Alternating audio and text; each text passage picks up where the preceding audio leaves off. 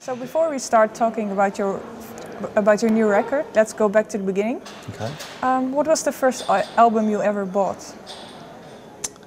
The first album I ever bought was 10 by Pearl Jam. And why this album?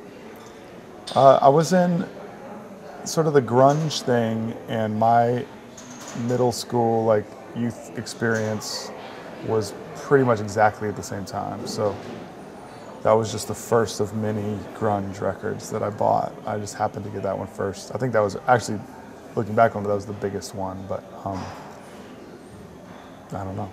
One of my friends liked Pearl Jam, so I got into it. And what did you like about the music style? About 10? About that record? No, about grunge in general. Oh. I don't know. I mean, I think people thought, I felt the same thing that other people felt. There's sort of like that punk energy, that cathartic energy, just the rawness, the excitement, the letting go, that's sort of part of it. With Pearl Jam, especially in Soundgarden, there was also they just had killer guitar players, and that was cool to me at the time. I mean, it's still cool to me. They're still killer guitar players. It's great. It's great guitar music. Those two bands especially have great guitar playing, and so I got into that. And you're a guitarist yourself, yeah. as well? Was that the reason why you started playing guitar? No, but it was very close to the same time. It was very close to the same time. But why did you start playing guitar then? I always kind of had an interest in playing music. I played that same year, 6th grade. I started playing. I was 11. Started playing drums and saxophone.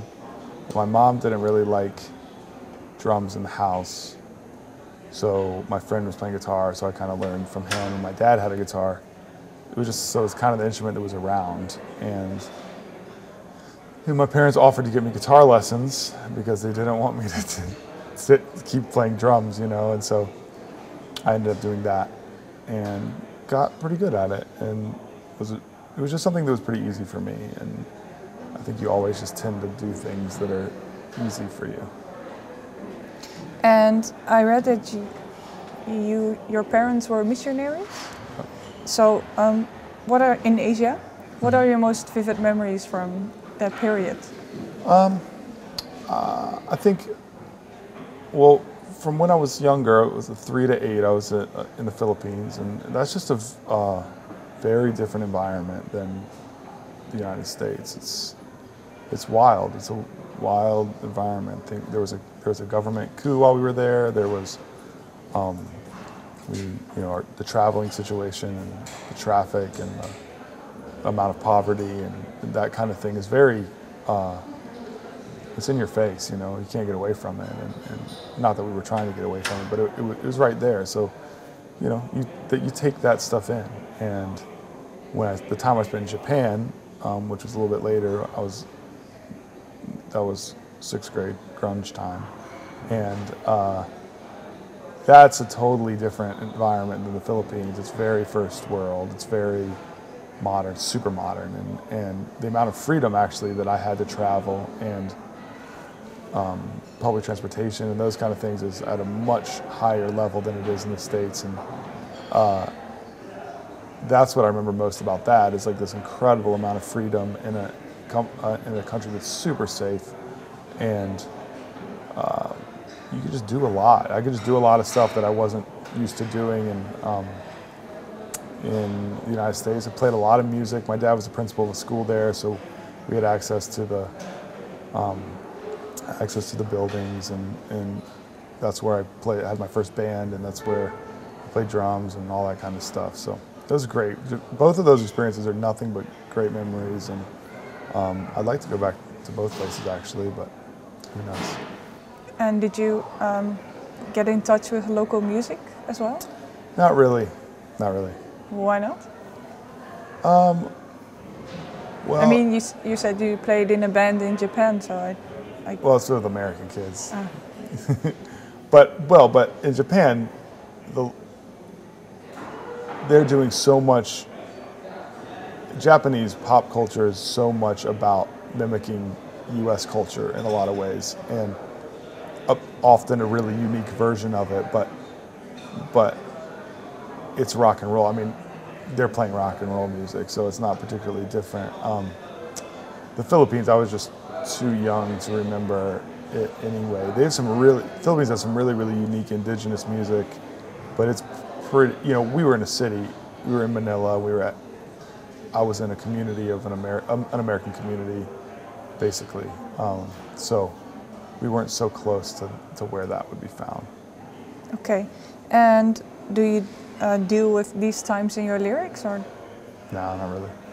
How important is religion to you right now? It's not important. Not at all? No, not particularly. You don't write songs about it, or? Well, I come from that background. I'm familiar with the vocabulary, and I'm familiar with the metaphors and like how you use it. And so there's a song on the new record that's about suicide, but it's suicide scene. It's a first-person account of a woman who's committing suicide to go to heaven, basically. And so in that sense, and that's a true story. I know that woman. I knew that woman. And, religion is a very useful narrative tool in that sense, because it helps demonstrate how suicide can be something that's that's an escape, and how much it is an escape to some people, and also how dark it is, and that's really what I'm concerned with in that kind of narrative, and I use religion as a tool for that, but it's not important to this record in and of itself, Okay, you did study jazz in college, so how did you get from grunge to jazz? Well, it's very practical. I mean, I started playing guitar when I was in 6th grade, and like I said, I got to be pretty good at it, or at least I thought I was, and I wanted to keep doing it. I wanted to keep playing music. That was always the most exciting thing for me, and the most fun thing is what I like to do the most. My parents definitely wanted me to go to college, so there was no way I was dropping out of school and not going to college. So I had to go, and I wanted to go to music school. I wanted to learn more. The only way you can do that in the States, at least it's actually a little bit different now, but 10 years ago when I was going to college, the only way you could do that was going and studying classical music or going and studying jazz music. And I knew that I didn't want to study classical music. I like to improvise. I knew that a lot of jazz music was about improvisation. So I went to school for jazz, and it was a